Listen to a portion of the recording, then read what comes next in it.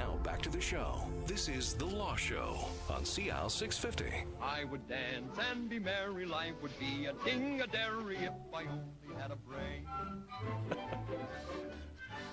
Wayne, you're just knocking them out of the park today. If I only had a brain. Wizard of Oz, right? Good stuff. All right, we're talking about personal injury law on The Law Show.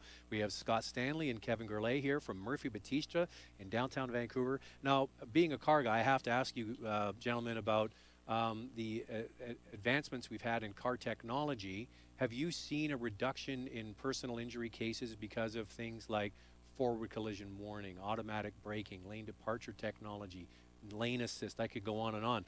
All this new technology that's trickling into new cars, you haven't seen it? Well, really? yeah, we typically don't see the cases where the accident didn't happen. Well, there you go. Perfect example, yeah. We haven't seen that yet, but I do think that's coming, that the number of accidents is fortunately going to be reduced. I suspect the stats will eventually show, especially with the technology, and you would know, Zach, this better than I, the technology that prevents one vehicle from being able to rear-end another vehicle. Mm-hmm. I suspect that that's going to reduce in the next 10, 15 years the number of rear-end collisions in particular that we see. I don't think it will. I think we're a long way from the high-speed collisions, the intersection collisions. I think we're a long way from those being prevented. But the distracted driving collisions, somebody not paying attention, rear-ending somebody else, I think the technology is there, and it's a matter of it being working its way into the market. Yeah, because it's new technology and you need to have a newer car in order to have that. So my advice to anybody listening is if you're going to buy a brand new 2016 or 17 car, if that is available to you, that forward collision warning system at least, get it. And my understanding is that more and more vehicles, and it's not just the high-end vehicles now. I suspect it's going to be mandated, the way that rear cameras are going to be mandated and all those sorts of things. We used to have about, like, before we had, like, say in the early 90s, we'd have about 40,000 car accidents a year that injured people.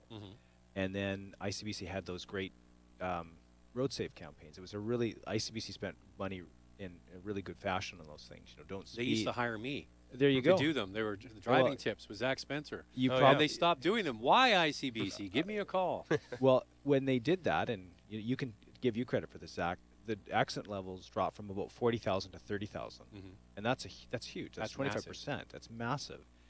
But then what happened? And there was also a cessation of drunk driving and an increase in seatbelt usage. So that was all good. But what's really trumped everything, a game changer, is the bloody distracted driving. And you can preach all you want. You can put a TV or a radio ad on and say, "Don't text while driving." But people, especially the young people, if they hear that text alert go off, they can't help themselves.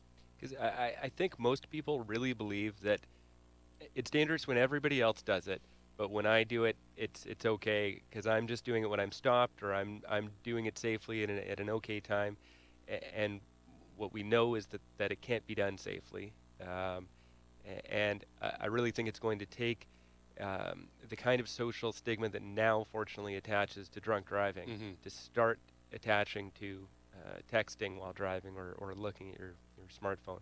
Because if you're sitting downtown in traffic now and you are watching people's eyes, a third of them are not watching the road. I call them crotch watchers. What happened is it used to be able to look on your phone before the law was enacted, and people would be looking at their phone and texting. Well, now what they do is they put it down between their legs and do it, so we have a generation of crotch watchers. They're trying to drive, but they're actually looking in between their legs at their phone. And people should hopefully start to realize that they're not fooling anybody. Yeah. That we know why they're looking down.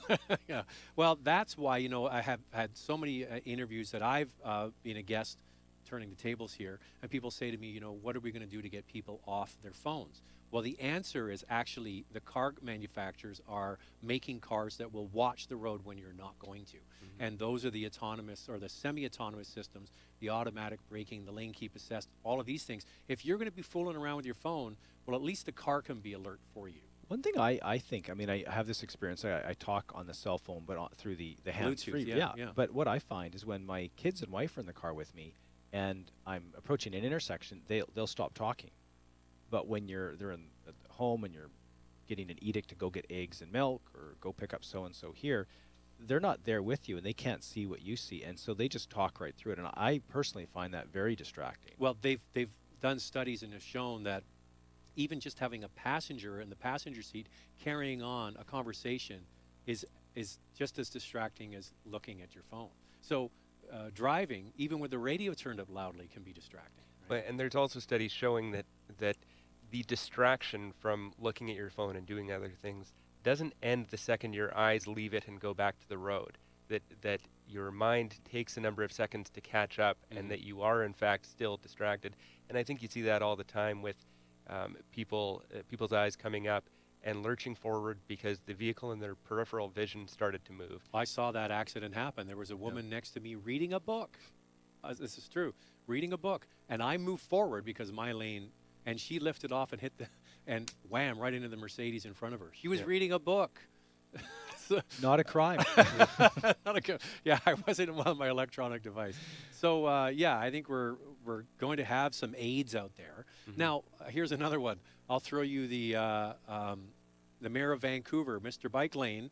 Have we seen urine personal injury, pedestrian accidents? Have they diminished, and have bike accidents gone up because we have more motorcyclists on the road? I would say my experience is that the number of bike accidents have gone up. They tend to be more violent than car accidents because they don't have the armor. Any protection, Yep. And, you know, the pedestrian strikes in East Vancouver are as high as they've ever been. Why East Van? Well, well, just downtown East Side. There are a large number of pedestrian strikes. There's a lot of people milling about, and we continue to see an alarming number of pedestrian strikes in that area. That's interesting. So there's more bicycle accidents. You know, when it's bike to work week, I think it's like learn how to go to the hospital week. I mean, it's a great idea. Don't get me wrong, but what it does is it encourages people to bike, which is great, but it also puts people on the road that aren't acutely aware of the dangers. I mean, might will make right. That car will win every time. And I had a guy weaving in and out of traffic, and he was on a moped kind of thing, like a crappy little scooter, right? And he's weaving in and out, and he's threading the needle between me and the car next to him. I rolled down the window and I said, "I will always win. You are not going to win this one, but you're acting like an idiot. And once it only takes once to get caught." Well, I come across the Cambie Street Bridge every day and then go up Smythe into downtown, and just in the last 2 weeks they've put in a new bike lane there in the curb lane. And I hope in the long run that it works out, but right now nobody knows how it's supposed to function. And there's a lot of confused drivers, and I think confused bicyclists about who has what right of way. Well, here's my theory on that. We're getting kind of off topic from the concussions, but it's a good conversation. Is that when you segregate cyclists from the regular vehicle population, you're saying to them you have separate rules. You don't need to follow the rules of the road. When I was a kid growing up, we had police officer Bob or whoever came to our school and said, "You are a vehicle. You're not a motorized vehicle, but you're a vehicle on the road. Therefore, you have to obey all of the same signs and lanes and rules of the road that a motor vehicle has." But when you segregate cyclists, you're saying, well, those rules really don't apply to you, which is, I think, where the problems happen. Yeah, and okay, off my soapbox now. But bikes aren't amphibians, right? They have to follow the same rules. And I think also part of it is we all need to learn how to get along. I think there's a lot of we all just get along. There's a lot of animosity between drivers and bicyclists these days, and I think it's a matter of everybody learning, what their role is, and then trying to respect that. Well, I thought I'd just ask you because you do see the not so fortunate outcomes of all of these things. So back to our main discussion today: brain injuries and concussions. Now, what if you have somebody listening to this who has had an accident, and maybe the family members think that dad isn't the same or mom isn't the same after this, and they maybe improved, but they didn't improve all the way? What's your advice to them?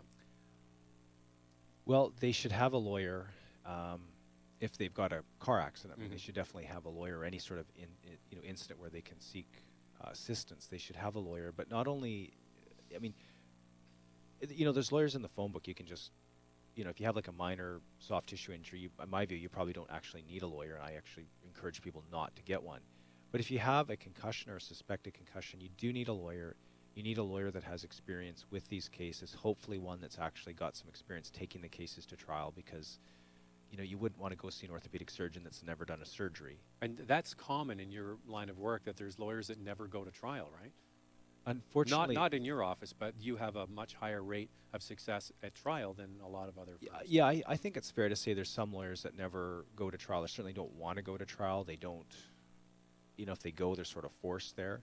we prepare every case like it will go to trial because we don't know. We don't know how the person's going to turn out. We don't know what the insurance company's position going to be, and we don't know what our client wants or needs.